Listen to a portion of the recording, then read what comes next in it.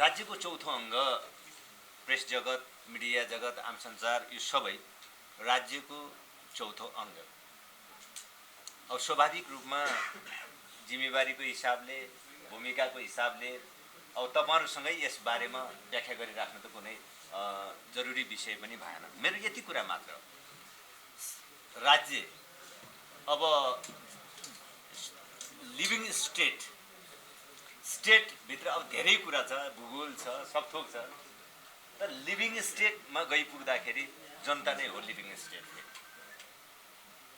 त त्यसकारण राज्यको केन्द्रमा जहिलेसुकै जनता रहन्छ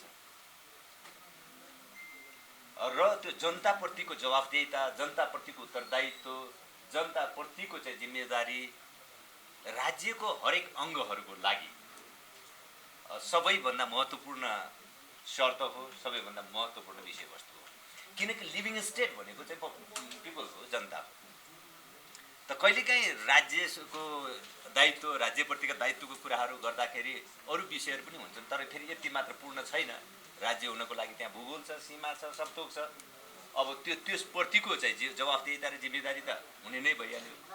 मैले अघि भने लिभिङ स्टेटको रूपमा चाहिँ जनता हो जहिले सुकै त्यो फ्रन्ट साइडमा हुन्छ भन्ने कुरा हामीले बिर्सनु हुँदैन र यो कुराहरूलाई ध्यानमा सदैव यहाँहरूले राख्ने गरिराख्नु पनि भएको छ।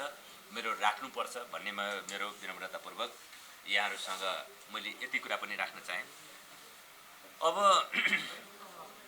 मुलुक यहाँसम्म, अब हामी अहिले जहाँ आइपुगेका छौँ, यहाँसम्म ल्याइ पुर्याउनको लागि राजनीतिक दलहरू, आम जनताको भूमिका त आफ्नो ठाउँ छँदैछ। अब त्यसको एक महत्त्वपूर्ण स्टेकको रूपमा अब मिडिया जगत, प्रेस जगत, अब यो क्षेत्रको भूमिका महत्त्वपूर्ण छ। त्यसको चाहिँ एक अभिन्न हिस्सा यो समग्र विकासको, राजनीतिक परिवर्तनको, राजनीतिक विकासको, मुलुकको लोकतान्त्रिकरणको भनौँ, मुलुकको यो उन्नति प्रगतिको यो महत्त्वपूर्ण स्टेकको रूपमा यो मिडिया क्षेत्र, प्रेस क्षेत्र रहँदै आएको छ। अब कहिलेकाहीँ हामी इतिहासप्रति गर्व गर्छौँ, इतिहासका बारेमा हामी प्रशस्त चर्चा परिचर्चा पनि गर्छौँ। फेरि ती इतिहासका सबै गौरव गर्न लायक क्षणहरू, इतिहासमा गरिएका खेलिएका भूमिकाहरू, इतिहासमा निर्वाह गरेका सबै भूमिकाहरू वर्तमानका आवश्यकताहरूलाई पूर्ति गर्नको लागि ती उत्प्रेरणाको रूपमा, ती शिक्षाको रूपमा, ती मार्गदर्शनको रूपमा नै रहनु पर्दछ र रहने गर्दछन्। अब कहिलेकाहीँ हामी त्यसैको चर्चा परिचर्चा वरिपरि सीमित भइदिँदा वर्तमानका आवश्यकताहरू र वर्तमानका दायित्वहरू सीमित हुन पुग्दछन्। त्यसकारणले हामीले इतिहासमा निर्वाह गर्ने सबै भूमिकाहरू, इतिहासमा निर्वाह गरेका भूमिका, इतिहासमा सृजित सबै गौरवहरू हुन्, ती वर्तमानका आवश्यकता परिपूर्ति गर्नको लागि उत्प्रेरणाको काम गर्नुपर्छ। तिनले चाहिँ शिक्षाको काम गर्नुपर्दछ, तिनले मार्गदर्शनको काम गर्नुपर्दछ र हाम्रो प्रमुख प्राथमिकता, हाम्रो प्रमुख जिम्मेवारी र प्रमुख दायित्व वर्तमानका आवश्यकताहरूलाई परिपूर्ति गर्ने कुरामा केन्द्रित हुनुपर्दछ। अहिले हामी जहाँ आइपुगेका छौँ यो सबैलाई थाहा छ। अहिले सङ्घीय लोकतान्त्रिक गणतन्त्रको जुन चरणमा हामी छौँ अथवा यो अवस्थामा हामी आइपुगेका छौँ, यहाँ आइपुग्नको लागि यो सहज सजिलो एउटा राजमार्गको बाटो हिँडेर मात्र मुलुक यहाँ आइपुगेको छैन। हामी सबैलाई थाहा छ 7 सालमा उद्घोष गरिएको विधानसभाको निर्वाचन थियो। त्यो विभिन्न कारणले चाहिँ ओझेलमा पर्दै आएको थियो र नेपालको लोकतान्त्रिक आन्दोलन एउटा सीमाभित्र, एउटा परिधिभित्र सीमित हुन पुगेको थियो र नेपालको लोकतन्त्रभित्र राजतन्त्र, नेपालको लोकतन्त्रभित्र संसद, अब यो सबै कुराको एउटा सम्झौताको परिधिभित्र नेपालको लोकतन्त्र परिभाषित हुँदै आइराखेको थियो। र अर्को शब्दमा नेपालको लोकतन्त्रले अलि बढी अभिव्यक्तिको स्वतन्त्रता, त्यसपछि प्रेस स्वतन्त्रता, मानवाधिकारका यी विषयहरू त सबै बारेमा काफी चर्चा पनि हुने गरिराखेको थियो हाम्रो लोकतान्त्रिक आन्दोलनका एजेन्डाहरूमा हेर्दा। तर ती बेसी चाहिँ राजनीतिक अधिकारकै सेरोफेरोमा अलि बेसी चाहिँ सीमित रहेका थिए। तपाईँ 7 सालदेखि 46 सालसम्मको समग्र राजनीतिक आन्दोलनको चरित्र र प्रकृतिलाई हेर्नुभयो भने त्यो उस्तै प्रकृतिको छ। यसै पनि संसदको पुनर्स्थापनाको अथवा कुरा बहस हुने गर्दथ्यो। मैले यति मात्र भने 46 सालसम्म हेर्दाखेरि त्यो लोकतान्त्रिक आन्दोलनको धार प्रवृत्ति अलि एउटा प्रकृतिको थियो। त्यहाँ राजनीतिक व्यवस्था परिवर्तनको कुरा थियो, लोकतन्त्रभित्र राजनीतिक अधिकारको बारेमा बेसी चर्चा हुने गरेको थियो। तर तपाईँ 52 सालदेखि यता आउँदा अलिकति अर्को एउटा डिमार्केसन जस्तो पनि देखिन थाल्यो, पुग्यो। लोकतन्त्रको परिभाषा अलिकति व्यापकतामा हुन थाल्यो। त्यसले आर्थिक अधिकार मात्र होइन, राजनीतिक अधिकार मात्र होइन, आर्थिक र सामाजिक अधिकारका विषयहरूलाई पनि लोकतान्त्रिक आन्दोलनका प्राथमिकताका एजेन्डा बनायो 52 सालपछि। दोस्रो कुरा, त्यसले राजनीतिक व्यवस्था परिवर्तनको कुरा मात्र गरेन, राज्यको स्वरूप र समग्र चरित्रमा परिवर्तनको कुरा पनि गर्यो। राज्यको पुनर्संरचनाको कुरा भयो त्यहाँ। अब राज्यलाई समावेशी बनाउने कुरा बहसहरू सुरु भए, राज्यको संरचनामा चाहिँ बदलाव ल्याउने कुराहरू भए। त्यसले एउटा राज्यको स्वरूप र प्रकृति चरित्रलाईमा पनि बदलावको कुरा गर्यो।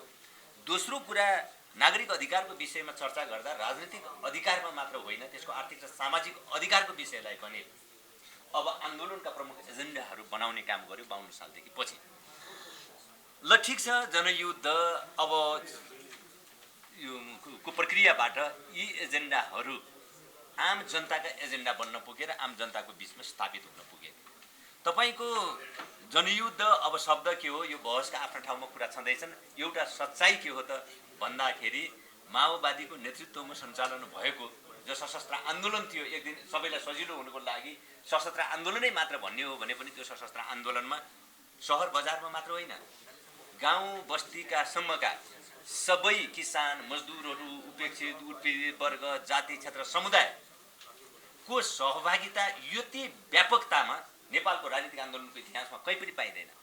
अब यति व्यापक जनताको सहभागिता भएको आन्दोलनलाई हामी जनआन्दोलन, युद्धलाई हामी जनयुद्ध नभनेर के भन्ने प्रश्न त सामान्य राजनीतिक शास्त्रका विद्यार्थीहरूको लागि चाहिँ यो सोचनीय विषय हुँदै हो। त त्यसकारण व्यापक जनताको यत्रो सहभागितामा भएको युद्ध थियो, त्यसकारण त्यो जनयुद्ध थियो। ठिकै छ, यो शब्दको बारेमा बहस आफ्नो ठाउँमा हुँदै गर्न, तर त्यसले हामी जे यसलाई माने नमाने पनि नेपालमा गणतन्त्रको एजेन्डा, नेपालमा संघीयताको एजेन्डा, नेपालमा समावेशीकरणको एजेन्डा, नेपालमा अब घाँस बास, शिक्षा, स्वास्थ्य, रोजगारी लगायतका विषयलाई नागरिकको मौलिक हकको विषय बनाउनु पर्ने र त्यसलाई राज्यले ग्यारेन्टी गर्नुपर्ने लगायतका एजेन्डाहरू जनयुद्धको प्रक्रियाभित्र नै स्थापित हुन पुगे र ती जनताका एजेन्डा बन्न पुगे। यहाँसम्म अब यो एउटा पाटो छ। दोस्रो पाटो संयुक्त जनआन्दोलन 62-63 को 19 दिनको जुन संयुक्त जनआन्दोलन भयो, एकछिन हामी बिना आग्रह कुरा गऱ्यौँ भने त्योभन्दा पहिले रत्नपार्कतिर, बानेश्वरतिर आन्दोलनहरू भइरहेको थिए, अलिअलि आन्दोलनका गतिविधिहरू हुन्थे। त्यो आन्दोलनको स्तर कस्तो थियो, त्यो आन्दोलनको चाहिँ वेट कति थियो भन्ने कुरा यहाँहरूले त अझ राम्रोसँग बुझ्नुहुन्छ। हामी त अझ गाउँघरतिर थियौँ, धेरै चाहिँ त्यति बेला सहर बजारमा हुने साथीहरू त अझ त्यो बारे धेरै राम्रोसँग जानबुझ गर्नुहुन्छ। तर जब 12 बुँदे समझदारी भयो, 12 बुँदे समझदारी पछि चाहिँ जनआन्दोलन, संयुक्त जनआन्दोलनको स्वरूप चाहिँ निर्माणमा अगाडि बढ्न खोज्यो र त्यो प्रक्रियाको थालनीसँगै जनआन्दोलन व्यापक बन्यो। यस अर्थमा 62-63 को जनआन्दोलन त्यो अमुक दलहरूको आन्दोलन मात्र नभएर त्यो संयुक्त जनआन्दोलन थियो। त्यो एकातिर माओवादी थियो, अर्कोतिर 7 दल थियो। त्यो 7 दल र माओवादी सहितको संयुक्त जनआन्दोलन थियो 62-63 सालको आन्दोलन, किनकि त्यसको राजनीतिक आधार भनेको, त्यसको राजनीतिक आधार 12 बुँदे समझदारी थियो। त्यो 12 बुँदे समझदारी तत्कालीन नेकपा माओवादी र 7 राजनीतिक दलहरू बीचको सहमतिको डकुमेन्ट थियो र त्यो 12 बुँदे सहमति केका लागि थियो भन्दा त्यही संयुक्त जनआन्दोलनका लागि थियो। अनि यस दृष्टिले हेर्दा 62-63 सालको जनआन्दोलन नेपालको राजनीतिक इतिहासमा त्यो संयुक्त जनआन्दोलनको सबैभन्दा सशक्त संयुक्त जनआन्दोलनको रूपमा त्यो विकसित हुन पुगेको थियो। कुरा त्यहीँनिर गएर पनि टुङ्गिएन। अब राजाले घोडा टेके, त्यसपछि गएर वैशाख 12 सम्म गइपुग्दाखेरि एउटा सहमति बन्यो। तर त्यति नै बेला संविधान सभा लगायतका विषयहरू तत्काल आइसकेका थिएनन्। अब त्यसपछि पनि राजनीतिक घटनाक्रमहरू अगाडि बढ्यो, शान्ति प्रक्रियाको सुरुवात भयो, शान्ति सम्झौता भयो, अनि विस्तृत शान्ति सम्झौता र संविधान सभा हुँदै हामी नयाँ संविधान निर्माण गर्ने ठाउँमा आइपुग्यौँ। अब यसरी हेर्दा संयुक्त जनयुद्ध, संयुक्त जनआन्दोलन र शान्ति प्रक्रिया, यो तीनवटा कम्पोनेन्टहरूले मात्र नेपाली जनक्रान्तिका यी तीनटा चाहिँ महत्त्वपूर्ण हिस्सा बन्न पुग्यो र यसको कुल योग नेपाली जनक्रान्ति थियो। त्यो नेपाली जनक्रान्तिको परिणाम अहिले जहाँ हामी सङ्घीय लोकतान्त्रिक गणतन्त्रमा आइपुगेका छौँ, यो सङ्घीय लोकतान्त्रिक गणतन्त्र हामीले भने जस्तै न त यो कुनै बेला नेपालका कम्युनिस्टले भन्ने गरे जस्तो विशुद्ध जनगणतन्त्र जस्तो नै भयो, यो हो होइन। अर्कोतिर न त यो परम्परागत संसदीय लोकतन्त्र जस्तै नै हो, यो परम्परागत न त यो परम्परागत संसदीय लोकतन्त्र हो, न त यो जनगणतन्त्र नै हो। यो जनगणतन्त्र पनि होइन, यो परम्परागत संसदीय लोकतन्त्र मात्र पनि होइन। तपाईँ यसका संविधानका सबै अन्तर्वस्तुहरूलाई हेर्दा यसले समावेशीकरणको कुरा गर्छ, यसले समाजवाद उन्मुख राज्य व्यवस्थाको कुरा गर्दछ, यसले घाँस बास शिक्षा स्वास्थ्य रोजगारीहरू राज्यको दायित्वको विसर्जना गर्दछ, यसले त्यहाँ राज्यको भूमिकाको कुरा पनि गर्दछ। जुन कुरा परम्परागत संसदीय लोकतन्त्रसँग मेल गर्दैन, परम्परागत संसदीय लोकतन्त्रसँग मेल नगर्ने पनि यसका प्रशस्त विषयवस्तु छन्। अर्को जनगणतन्त्रसँग मेल नगर्ने केही विषय छन्। त्यसकारण यो दुवैभन्दा फरक नेपाली विशेषता र नेपाली मौलिकता सहितको यो लोकतान्त्रिक प्रणाली हो। हामीले भनिराखेको कुरा यही हो र यसको यथार्थता पनि यही हो। यो नेपाली विशेषता सहितको लोकतन्त्र हो।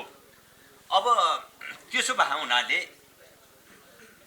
साँच्चीकै नेपालको लोकतान्त्रिक आन्दोलनले एउटा नयाँ सृजना पनि गरेको छ। यस दृष्टिले हेर्दा केही नयाँ विकास पनि गरेको छ, नयाँ सृजना पनि गरेको छ। यही कुरा ठिक ढङ्गले बुझ्न नसक्दा आज राजनीतिक आन्दोलनभित्र होस्, सामाजिक आन्दोलनभित्र होस्, केही समस्याहरू सृजना भइराखेका छन् र केही अप्ठ्याराहरू आइराखेका छन्। अहिले एउटा बहस सुरु भइरहेको छ, व्यवस्था बदलियो, अवस्था बदलियो। हो, साँच्चीकै व्यवस्था बदलियो, अवस्था अपेक्षित ढङ्गले बदल्न सकिराखेको छैन। यसको कारण के हो? हामीले खोजी गर्नुपर्ने अहिले अवस्था भएको छ। अब यहाँ कुरा के छ भने एक थरी मान्छेले व्यवस्था बदलियो, एक थरीलाई लागिराखेको छ यो परम्परागत संसदीय लोकतन्त्र नै हो, परम्परागत संसदीय लोकतन्त्र हो, एक थरीलाई यही लागिराखेको छ र माओवादी त्यही धारमा कोप हुन आइपुगेको हो। अब त्यसैमा समाहित हुन आइपुगेको हो, एक थरीलाई लागिराखेको छ। यदि यो परम्परागत संसदीय लोकतन्त्र नै हो भने योबाट धेरै ठुलो अपेक्षा त मान्छेले किन गर्छ त? कसरी सम्भव हुन्छ र? अब्जेक्टिभली त्यो सम्भव थिएन। जे भइराखेको थियो त्यसैको निरन्तरतामा हुनु बाहेक गुणात्मक परिवर्तनको कुरा त त्यहाँ हुँदैन थियो। अब एक थरी मान्छेलाई यो परम्परागतै ट्रेनमा अगाडि बढ्नुपर्छ भन्ने लागिराखेको छ र त्यहाँनिर त्रुटि भइराखेको छ। अब अर्को कुरा यो पनि साँचो हो, यसलाई एकदम पुरै समाजवाद, अर्को चाहिँ नयाँ जनवाद कोही तहमा ट्रिट गर्न खोज्दाखेरि पनि त्यहाँ पनि बेला बखतमा समस्याहरू देखिने गरिराखेका छन्। यो पनि साँचो कुरा हो। त्यसकारण यसको बीचबाट हामीले आर्थिक सामाजिक रूपान्तरणका नयाँ मानकहरू तयार गर्ने, नयाँ मूल्यहरू स्थापित गर्ने कुरा आजको आवश्यकता हो। र मलाई लाग्छ अहिले यो व्यवस्था र अवस्था बीचको अन्तर्विरोध जानेर परिरहेको छ। यसको प्रमुख एउटा कारण हो यसलाई यो नेपाली विशेषता र नेपाली मौलिकता सहितको नयाँ लोकतान्त्रिक प्रणाली हो भन्ने कुरा बुझ्न नसक्दा यो समस्या त्यहाँबाट चाहिँ सुरु भइराखेको छ। दोस्रो कुरा, यसो हुन नसक्दा के भयो त भन्दा राजनीतिक व्यवस्था त धेरै नयाँ भयो, राजनीतिक व्यवस्था नयाँ भयो, तर हाम्रो आर्थिक व्यवस्था, आर्थिक नीतिहरू तपाईँले हेर्नुभयो भने निरन्तरताका जस्ता भयो। निरन्तरता व्यवस्था नयाँ बनिसक्यो, राजनीतिक प्रणाली नयाँ भयो, हाम्रो आर्थिक व्यवस्था र प्रणाली हेर्नुभयो भने अलि निरन्तरतामा जस्तो। कहिलेकाहीँ संसदमा तपाईँ बहस भएको पनि सुन्नुहुन्छ, दोस्रो फेजको आर्थिक सुधार भन्ने कुरा पनि सुनिन्छ कहिलेकाहीँ। अब 48 सालतिर एउटा सुधार भयो, त्यसैको सेकेन्ड फेज भने जस्तो भन्दाखेरि यो त निरन्तरता हुने भयो। यो निरन्तरता जस्तो, तर राजनीतिक व्यवस्थाले नयाँ कुरा खोजिराखेको छ र त्यो अन्तर्विरोध भइरहेको छ। अब मैले यहाँ चाहिँ यो कुराको निचोडमा के मात्र भन्न खोजेको भने यो किन भइराखेको छ भन्दा यो राजनीतिक व्यवस्थाको इन्जिनियर माओवादी भयो। माओवादीले यो प्रणालीको इन्जिनियरिङ गर्यो। अर्को दृष्टिले भन्दाखेरि अहिलेको राजनीति माओवादीको मूल नीतिमा अगाडि बढिराखेको छ र त्यसको इन्जिनियरिङमा अगाडि बढिराखेको छ। तर यसको कार्यान्वयनको जिम्मेवारी अर्कै ठाउँमा पर्यो। यो नीति र नेतृत्वको बीचको अन्तर्विरोधको कारणले राजनीति र अर्थनीतिको बीचमा चाहिँ ग्याप सृजना भइराखेको छ। राजनीतिक प्रणाली र आर्थिक प्रणालीको बीचमा चाहिँ ग्याप सृजना भइराखेको छ। त्यसको मूल कारण यो नीति र नेतृत्वको अन्तर्विरोध हो भन्ने हाम्रो ठन्डै छ। यो मैले कुनै मनोगत कुरा गरिराखेको छैन, यो मेरो मनोगत कुरा पनि होइन, किन घटनाक्रमले त्यही कुरा पुष्टि गर्दै लगिराखेको छ। तपाईँ पछिल्लो समयमा 2/3 सहितको अब प्रमुख राजनीतिक दलहरूको नेतृत्वमा 2/3 सरकार बन्यो। 2/3 सरकार बनिसकेपछि उहाँहरूको पहिलो जिम्मेवारीको विषय संविधान संशोधन बनाउनु भयो। संविधान संशोधनका एजेन्डा र विषयवस्तु के भयो त भन्दा परिवर्तनका जे मूल्यहरू थिए ती परिवर्तनका मूल्यहरूलाई सीमित गर्ने उहाँहरूको मुख्य एजेन्डा बन्न पुग्यो। र यसको अल्टिमेट कुरा के हो भन्दा उहाँहरूले यो सङ्घीय लोकतान्त्रिक गणतन्त्रलाई परम्परागत पार्लियामेन्ट्री डेमोक्रेसीको रूपमा स्थापित गर्ने र त्यसै वरिपरि सीमित गर्ने उद्देश्यका लागि त्यो संविधान संशोधनको एजेन्डा उहाँहरूले उठाउनु भयो।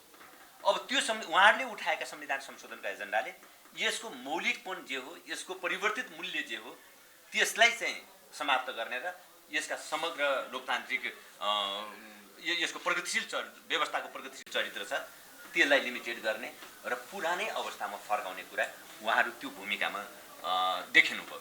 यसले गर्दा राष्ट्रिय राजनीतिमा केही एउटा नयाँ बहस, नयाँ एउटा परिस्थिति निर्माण गर्यो। अब अहिलेको समस्या समाधानको निम्ति राजनीतिक व्यवस्था अनुकूल यहाँको आर्थिक सामाजिक परिवेश निर्माण गर्ने, सांस्कृतिक मूल्यहरू निर्माण गर्दै अगाडि बढ्ने वा यो समस्याको कारण राजनीतिक व्यवस्थालाई बनाउने भन्ने कुरा अहिलेको चाहिँ अहम महत्त्वको प्रश्न हो। अब दुई ठुला राजनीतिक दलहरूले आफ्नो असक्षमता र कमजोरीलाई छोप्नको लागि उहाँहरूले यो दोषको भारी राजनीतिक व्यवस्थालाई बोकाइदिने कोसिस गर्नुभयो। समस्या अब खुट्टामा घाउ लागिराखेको छ, हातमा चाहिँ अपरेसन गरेर अब चाहिँ उपचार गरेर त्यो त बल्झिने हो, झन् अर्को घाउ बल्झिने कुरा मात्र हो, समाधान हुने कुरा त होइन। त्यो समस्या एकतिर छ, उहाँहरू समाधान अर्कोतिर खोजिराख्नु भएको छ। यो केवल आफ्नो असक्षमता र आफ्नो कमजोरीलाई छोप्ने पर्दा बाहेक अर्को केही पनि होइन। यो सबै कारणले गर्दा अहिले हामीले अब यो मुलुकको सर्वोत्तम हितको निम्ति जनताले सङ्घर्ष गरेर प्राप्त गरेका अधिकारहरूको रक्षा, त्यसको कार्यान्वयन र त्यसलाई समय सापेक्ष अझ परिष्कृत र थप प्रगतिशील ढङ्गले त्यसलाई समृद्ध गर्दै लैजानुपर्ने आजको आवश्यकता हो भन्ने हामीले निचोडमा पुग्यौँ। र यही आधारमा अहिले उपलब्धिहरूको रक्षा गर्ने, यो संविधानको कार्यान्वयन गर्ने र यो गर्दै अहिलेको व्यवस्था र अवस्था बिचको अन्तर्विरोधलाई समाधान गर्ने उद्देश्यका निम्ति एकपटक हामी जनताको बिचमा पुग्नुपर्ने आवश्यकता हामीले महसुस गऱ्यौँ। अहिले नेकपा माओवादी केन्द्र अहिले एउटा जनतासँग माओवादी मधेस तराई मधेस जागरण अभियानमा हामी हिजो पनि राखेका छौँ। र यसको एउटा पक्ष यो हो भने यो अभियानको अर्को पक्ष नेकपा माओवादी केन्द्रको नेतृत्वमा बनेको सरकारले मुलुकको समृद्धिको निम्ति, सामाजिक न्यायको निम्ति सुशासन प्राथमिक शर्त हो, सुशासन आधारभूत शर्त हो। सुशासन कायम नगरी समृद्धि र सामाजिक न्याय कायम गर्ने कुरा जटिल विषय बनिरहेको छ। त्यस अर्थमा त्यो आधारभूत शर्त पुरा गर्नको लागि सुशासनको जो अभियान अगाडि बढाउन खोजिराखेको थियो, सुरु गरिरहेको थियो, त्यो अवरुद्ध हुने हामीले प्रशस्त देखिराखेका छौँ। यो सबै विषयमा पनि जनतालाई एकातिर जागरुक गराउने, अर्कोतिर खबरदारी गर्ने, सरकारलाई खबरदारी गर्ने र जनतालाई जागरुक गराउने उद्देश्यका निम्ति पनि हामी यो अभियानमा अहिले हिँडिराखेका छौँ। पूर्व झापादेखि सुरु भएको अभियान हामी कञ्चनपुरसम्म पहिलो चरणमा पुरा गर्नेछौँ। दोस्रो चरणमा हामी फेरि मध्य पहाडीमा पूर्वदेखि पश्चिमसम्म, पश्चिमदेखि पूर्वसम्म हामी मध्य पहाडी लोकमार्गमा पनि यो अभियान हामी सञ्चालन गर्नेछौँ।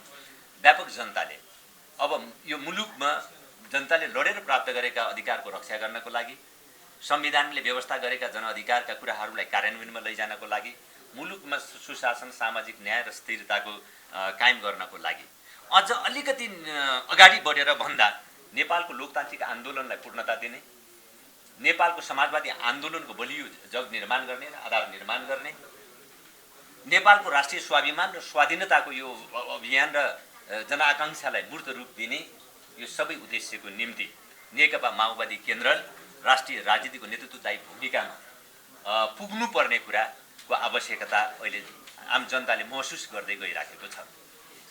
अब यहाँ लोकतान्त्रिक आन्दोलनलाई पूर्णता दिने, समाजवादी आन्दोलनको आधार निर्माण गर्ने र राष्ट्रिय स्वाधीनता र स्वाभिमानको रक्षा गर्ने, यो तीनवटै प्रयोजनको लागि नेकपा माओवादीको नेतृत्वदायी भूमिका अनिवार्य बन्दै गइरहेको महसुस अहिले अब केवल नेकपा माओवादीले मात्र होइन, आम जनताले अब महसुस गर्दै गएको हामीले अनुभूति यो क्रममा गरिराखेका छौँ। किनकि लोकतन्त्रलाई पूर्णता दिने कुरा, समाजवादको आधार निर्माण गर्ने कुरा र नेपालको कन्टेक्स्टमा राष्ट्रिय स्वाभिमान र स्वाधीनताको रक्षा गर्ने कुरा यो एकीकृत ढङ्गले मात्र, एकीकृत सोच, एकीकृत दृष्टिकोणका आधारमा मात्र सम्भव छ। यसलाई अलग थलग गरेर हुँदैन। विगतमा ठुल्ठुला गल्ती के गर्ने गरिरहेका छन् भने राष्ट्रियताको कुरा गर्दा लोकतान्त्रिक आन्दोलन र अधिकारलाई चाहिँ सीमित गर्ने, लोकतान्त्रिक अधिकारको कुरा गर्दाखेरि राष्ट्रिय हित कतै कुण्ठित हुन पुग्ने बेला बखतमा यी चाहिँ दुवै अलग थलग हुने खालका हामीले समस्या पनि देखिराखेका छौँ। नेपालको कन्टेक्स्टमा चाहे त्यो राष्ट्रिय हितको प्रश्न होस्, समग्रमा राष्ट्रिय स्वाधीनताको प्रश्न होस्, लोकतन्त्रलाई पूर्णता दिने प्रश्न होस्, अर्को एउटा समाजवादको आधार निर्माण गर्ने कुरा पनि यहाँ चलिरहेको छ, नेपाली विशेषतासहितको समाजवादको। यो तीनटै कुरा अलग थलग सम्भव छैन। नेपालको सन्दर्भमा यसलाई एकीकृत ढङ्गले नै सम्बोधन गर्नुपर्ने र त्यसलाई एउटा एकीकृत दृष्टिकोणका साथ नै सम्बोधन गर्नुपर्ने आवश्यकता छ। हाम्रो विश्वास के हो भने नेकपा माओवादी केन्द्रले अगाडि सारेको उत्पीडित वर्ग, जाति, क्षेत्र, लिङ्ग, समुदायको अधिकार र मुक्तिको विषय जानेर उठाइराखेको छ। यो दृष्टिले हेर्दाखेरि यो लोकतन्त्र अब यही नै लोकतन्त्र, समाजवाद र राष्ट्रको स्वाधीनता एकीकृत हुन आइपुग्दछ, संयोजित हुन आइपुग्दछ भन्ने हाम्रो विश्वास छ। नेपालको लोकतन्त्रले राजनीतिक अधिकार र अभिव्यक्ति स्वतन्त्रताको कुरा र प्रेस स्वतन्त्रताको कुरा गरेर मात्र पुग्ने भएन।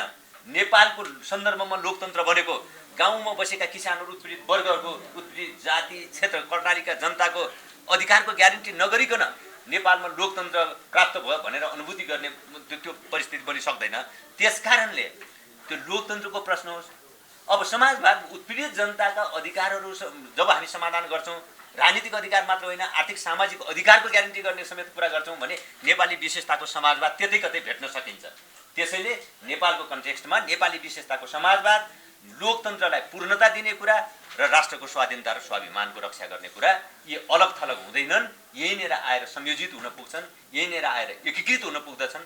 यसलाई अझ मूर्त भन्दा नेकपा माओवादी केन्द्रले अगाडि सारेको वर्गीय, जातीय, क्षेत्रीय, लैङ्गिक अरू सांस्कृतिक मुद्दाहरू जो छन् त्यसको समाधान गर्ने प्रश्नमा यी तीनटै विषयहरू, यी तीनटै आयामहरू एकैसाथ सम्बोधन हुने अवस्था देखिन्छ। त्यसैले हामी अहिले आम नेपाली जनताको बिचमा यही कुरा लिएर हामी गइराखेका छौँ। र सुशासन, सामाजिक न्याय र आर्थिक समृद्धिको निम्ति होस्, लोकतान्त्रिक आन्दोलनलाई पूर्णता दिने वा समाजवादको आधार निर्माण गर्ने उद्देश्यका निम्ति भन्नुहोस्, या त जनताले लडेर प्राप्त गरेका अधिकारहरूको रक्षा गर्ने, उपलब्धिको रक्षा गर्ने, संविधानको कार्यान्वयन गर्ने र त्यसलाई समय सापेक्ष अझ व्यवस्थित गर्दै लैजाने सन्दर्भ होस्। यी सबै कुराहरूको एउटै छ, भाग एउटै सार हो र यी नै विषयहरू लिएर हामी अहिले अभियानमा पनि गइरहेका छौँ। व्यापक जनताको सहभागिता यसमा छ सामाजिक सञ्जाल विधेयकको विषयमा र यो। अब त्यस अतिरिक्त मैले अघि भने म एउटै कुरा तपाईँलाई मैले त्यो भित्र समग्रमा पनि भने, अहिले 2/3 सरकारले गरिराखेको बहादुरी, देखाइराखेको बहादुरी यतै कतै देखिन्छ। त्यसले जनतालाई थप अधिकार सम्पन्न बनाउनेतिर होइन, जनताले लडेर प्राप्त गरेका अधिकारलाई सीमित गर्ने, त्यसलाई अझ कमजोर बनाउने र पुरानै लयमा फर्काउने, मुलुकलाई पुरानै औपचारिक लोकतन्त्रको लयमा फर्काउने सरकारले चाहिँ जो कोसिस गरिराखेको छ, हाम्रो विमति त्यही नै हो, हाम्रो असहमति पनि त्यही हो, हाम्रो विरोध पनि त्यही हो र हाम्रो खबरदारी पनि त्यही नै हो। चाहे तपाईँ यो सामाजिक सञ्जालको प्रसङ्गमा कुरा गर्नुहोस्, विधेयकको कुरा गर्नुहोस्, चाहे तपाईँ यो लगायतका अरू अध्यादेशका कुरा गर्नुहोस्, अध्यादेशको कुरा पनि त्यही हो। अब संसद नभएला मात्र होइन, संसद चल्न नसक्ने अवस्थामा हो क्या अध्यादेश ल्याउने, त्यो कानुनी अधिकार पनि हो र सरकारको त्यो विशेष अधिकार पनि हो। तर त्यो संसद नचलेको बेला मात्र होइन, संसद चल्न नसक्ने अवस्थामा हो। तर यो दुवै परिस्थितिमा मध्य रातमा चाहिँ विधेयकका ड्राफ्टहरू तयार गरेर जो अगाडि बढाउने कामहरू भए, त्यस कारण त्यहाँ राम्रो इन्टेन्सन भन्ने कुरा चाहिँ देखिँदैन। अब नियतमा त्यहाँ कहीँ न कहीँ अरू केही कुरा लुकेको कुरा त सहज अनुमान गर्न सकिन्छ। चाहे त्यो तपाईँ अध्यादेशको बाटोबाट जानेर संसदको भूमिकालाई सीमित गर्ने प्रसङ्ग होस्, चाहे अहिले विभिन्न विधेयकहरूको प्रसङ्ग होस्, यी सबै कुराले सरकार लोकतन्त्रलाई अझ व्यापक बनाउने, लोकतन्त्रलाई अझ फराकिलो बनाउने, यसलाई अझ विस्तार गर्ने बाटोमा होइन, यसलाई सीमित गर्ने बाटोमा सरकार हिँडिराखेको छ भन्ने कुरा देखिन्छ। अब जहाँसम्म कुलमानजीको प्रसङ्ग छ, अब काम कुरो एकातिर कुम्नुभयो कि छिमेतिर जस्तो भइरहेको छ कि गर्नुपर्ने सरकारका काम धेरै अरू छन्, तर अब ती सबै कामप्रति सरकार न जवाफदेही छ, न जिम्मेवार छ, न गम्भीर छ। अब किन यस्ता कामहरूतिर लागिरहेको छ भन्दा सरकार के पार्टीगत स्वार्थ होलान्, के वैयक्तिक स्वार्थ होलान्, के सीमित समूहगत स्वार्थहरू होलान्। त्यो सीमित समूहगत स्वार्थ, पार्टी स्वार्थ को घेराभित्र सरकार अहिले जसरी अलि सक्रिय जस्तो देखिन्छ, व्यापक राष्ट्रिय हितको निम्ति, जनताको हित अधिकारको निम्ति सरकार त्यत्तिकै बेखबर देखिन्छ। सायद यी सबै कारणहरूको एकमुष्ट उत्तर यही होला भन्ने मलाई लाग्छ। यो अलिकति खुलेन कि यो सबै योभन्दा पहिलो कार्यकालतिर के अरे ऊर्जा मन्त्रालयको नेतृत्व गरेको मान्छे ऊर्जा मन्त्री अहिले यो जो बहादुरवाला ऊर्जा मन्त्री हुनुहुन्छ उहाँले 5 पटक कुलमान घिसिङसँग स्पष्टीकरण सोधिसक्नुभयो भन्ने कुराहरू पनि आयो। हिजो अस्ति माइतीघर मण्डलामा पनि एउटा एक किसिमको विरोध कार्यक्रम भयो। अब यो ऊर्जा क्षेत्रमा कुलमान घिसिङले दिनुपर्छ अब उनले केही त्यो स्पष्टीकरणका कारणहरू छन् यो तपाईँको पालामा थियो कि थिएन अहिले किन यसो भइरहेको त्यो एकदम प्रष्ट छ। त्यसकारण यी विषयहरू कार्यान्वयन गर्नको निम्ति अब त्यति बेला पनि सक्रियताका साथ आएको छ। तपाईँले त्यति बेलाका सञ्चालक समितिका निर्णयहरू फर्केर हेर्नुभयो भने तपाईँ प्रष्ट रूपमा देख्न पाउनुहुन्छ। त्यसकारण अहिले सञ्चालक समिति हिजो पनि यो मुलुकमा को बृहत्तर हितमा सरकार काम गर्नुपर्दछ, विद्युत प्राधिकरणले काम गर्नुपर्छ भन्ने कुरामा हामी दृढ थियौँ। आजका दिन पनि हामी सरकारमा हुँदा पनि त्यही कुरा भन्छौँ, सरकारमा नहुँदा पनि हामी त्यही कुरा भन्छौँ। सरकारमा हुँदा एउटा कुरा र सरकारमा नहुँदा अर्को कुरा हामी भनिराखेका छैनौँ। त्यसकारण अघि तपाईँले जे कुरा भनिराख्नु भएको छ, अब किन यो मैले त्यही कुरा भनिरहेको छु। सरकारका मन्त्रीहरू उहाँहरू जानुहुन्छ संसदको रोस्ट्रुमबाट एउटा राष्ट्रिय सेवकको उछितो काट्नुहुन्छ, सार्वजनिक मञ्चहरूबाट उछितो काट्नुहुन्छ। अब यो त उपयुक्त भएन नि, हामीले भन्ने गरेकै छौँ। यो जवाफ उहाँहरूसँग अलिक बढी खोज्नुपर्ने हो। जुन कुरा असान्दर्भिक छ हामी भनिराखेका छौँ। जे विषयमा उहाँहरूले प्रश्न सोधिराख्नु भएको छ ती प्रश्नहरू न सान्दर्भिक न राष्ट्रको हितमा छन्। मैले अघि भने उहाँहरू जे काम गरिराख्नु भएको छ यो समग्रमा मैले सरकारका गतिविधिहरूलाई हेर्दाखेरि मूल रूपमा राष्ट्रिय हितभन्दा बाहिर सीमित स्वार्थ समूहहरूको निश्चित अथवा पार्टीगत स्वार्थ होलान्, निश्चित अन्य स्वार्थ समूहहरू होलान्। यो स्वार्थ समूहहरूको परिधिभित्र रहेर उहाँहरू काम गरिराख्नु भएको छ र त्योबाट बढी निर्देशित भइराखेको कारणले यी समस्याहरू बल्झिराखेका छन् भन्ने मेरो एकदम संक्षेपमा भनाइ यति हो।